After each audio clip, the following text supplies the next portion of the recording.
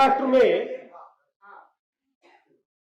बार बार उद्धव ठाकरे गुट, शरद पवार गुट और कांग्रेस की ओर से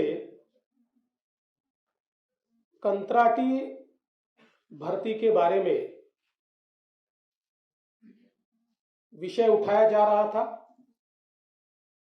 और हमारे सरकार पर आरोप किए जा रहे थे। मैंने आप सभी को जो कागज दिए हैं उसमें आप देख सकते हैं, इसका पहला निर्णय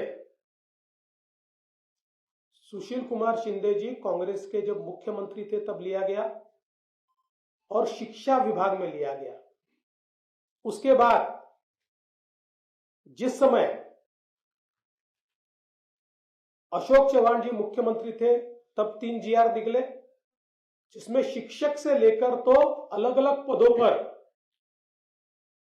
कॉन्ट्रैक्चुअल लोगों को लेने का प्रावधान किया गया। पृथ्वीराज चव्हाण जी जब मुख्यमंत्री थे तब 3 GR निकले गए और 2014 में फैसिलिटी मैनेजर्स को एम्पैनल किया गया।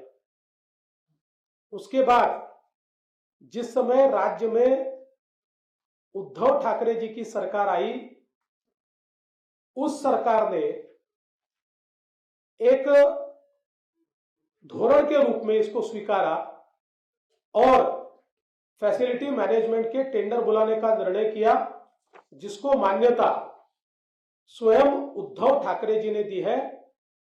ये उनकी सिग्नेचर है और इसकी सारी प्रक्रिया ये उनके ही काल में पूरी हुई। और उसके बाद जब हमारी सरकार आई, हमारी सरकार के पास ये मान्यता के लिए आया, मान्यता के लिए नहीं, कैबिनेट के सामने आया। उस समय मैंने खुद ये पॉइंट आउट किया था कि इसको कैबिनेट में लाकर इसके रेट्स कम कीजिए। 30%, 25 से 30% ये रेट ज्यादा है। उसके बाद कैबिनेट ने उसके रेट जो उस सरकार ने तय किए थे उससे 25 से 30% कम किए। उसके बाद मानो ये टेंडर हमने ही निकाला हो, हमने ही इसको किया हो, इस प्रकार से ये तीनों पार्टियां महाराष्ट्र में लोगों को भड़काने का काम कर रही थी। मैंने सभागृह में भी, विधानसभा में भी स्पष्ट रूप से बताया, ये पाप उनका है, ये हमारा नहीं है।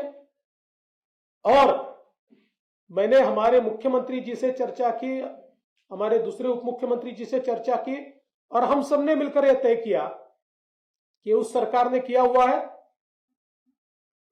इसको नीति के तहत हम क्यों स्वीकारें, उनकी नीति थी। इसलिए हमने ये तय किया है कि ये जो GR निकाला है इसको निरस्त किया जाएगा और अलग अलग जो डिपार्टमेंट्स है उनमें पहले जिस प्रकार से टेम्पररी पदों के लिए 6 महीने के, 9 महीने के पदों के लिए या कोई कार्यक्रम होता था उसके लिए लोग लिए जाते थे, उसके अधिकार उनको होंगे। लेकिन नीति के तहत इस प्रकार से राज्य सरकार फैसिलिटी मैनेजमेंट की इतनी संस्थाओं को एक साथ ये सारा काम देकर और एक प्रकार से जो लोगों में भावना तैयार हो रही है कि सारा प्राइवेटाइजेशन किया जाने वाला, जबकि हमारी ही सरकार ने जो महाराष्ट्र में नौकर भर्ती बंद थी उसको शुरू किया और बड़े पैमाने पर हमने लोगों को सरकार में नौकरियां दी है और इसलिए हमारी सरकार ने फैसला किया है। अब मैं ये मांग करता हूं कि उद्धव ठाकरे जी की शिवसेना, शरद पवार जी की पार्टी या उनका गुट और कांग्रेस, इन्होंने इस चीज के लिए महाराष्ट्र की माफी मांगनी चाहिए। आप आरक्षण रद्द करना चाहते हैं और जब पुलिस में इतनी बड़ी भर्ती आप करेंगे तो सुरक्षा के भी सवाल खड़े होंगे। अब ये सवाल तो पवार साहब से ही पूछना चाहिए कि जब इसको उनकी सरकार ने मंजूरी दी तब आरक्षण की बात उनके ध्यान में क्यों नहीं आई, वो उस समय क्यों भूल गए। जहां तक पुलिस का सवाल है, 3 साल से पुलिस में भर्ती नहीं हो पाई। एक बड़ा बैकलॉग तैयार हुआ। हमने इस साल वो सारी भर्ती की। मुंबई के लिए करीब 8,000 लोग हमने पुलिस में भर्ती किए, लेकिन उनका ट्रेनिंग होकर वो ज्वाइन होने को 1.5 साल लगता है। और मुंबई एक वल्नरेबल इस प्रकार का शहर है, यहां पर पुलिस की कमी से कोई घटना न घटे, इसलिए महाराष्ट्र सरकार का सुरक्षा महामंडल, जिसमें पुलिस भर्ती के थ्रू ही हम लोगों को सिलेक्ट करते हैं, उनमें से 3,000 लोगों को मुंबई में ड्यूटी दी जाएगी। और इनको ड्यूटी देते समय ऐसी ड्यूटी दी जाती है जिसमें कोई पुलिसिंग का बड़ा काम नहीं होता। इसके कारण पुलिसिंग का काम करने के लिए पुलिस हमको उपलब्ध होते हैं। तो इस प्रकार का निर्णय लिया गया है।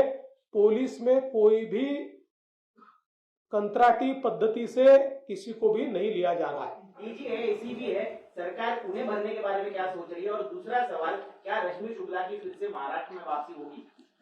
देखिए, इसका निर्णय तो मुख्यमंत्री जी करेंगे। मुख्यमंत्री जी के साथ हम चर्चा करेंगे, कौन कौन से पद पर जाएगा, किसकी क्या सीनियोरिटी है, इसके आधार पर वो निर्णय होता है। ऐसे निर्णय प्रेस कॉन्फ्रेंस में तो नहीं हो सकते। सर, आपने कहा कि सब कुछ रद्द कर दिया गया, तो नई भर्ती कब शुरू होगी? देखिए, नई भर्ती चालू ही है। ये तो फैसिलिटी मैनेजमेंट का टेंडर था, ये हम रद्द कर रहे हैं। नई भर्ती तो चालू ही है।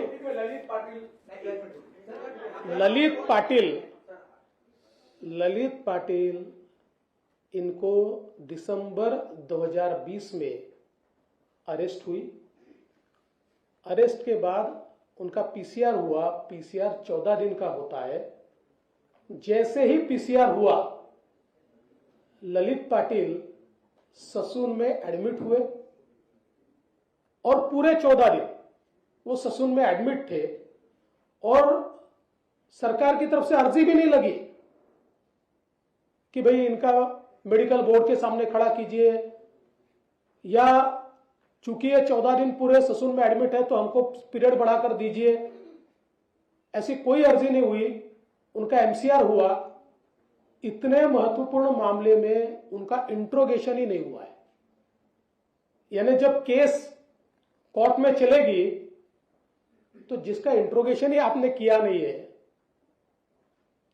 उसको आप कैसे कन्विक्ट करोगे? तो मेरा सवाल है, अब ये इतना नार्को टेस्ट और क्या क्या ये जो बोल रहे हैं, इनको मेरा सवाल है, ये बताइए। और उस समय ये ललित पाटिल उद्धव ठाकरे जी के शिवसेना के नासिक के शहर प्रमुख थे, इसलिए उनको ये सहूलियत मिली क्या? किसके फोन से मिली? मुख्यमंत्री के, गृह मंत्री के और किसी के? और इसमें भी बहुत चीजें बाहर आने वाली है। मैं आज इसलिए नहीं बताता हूं क्योंकि आज मैंने आपको दूसरी खबर दी है।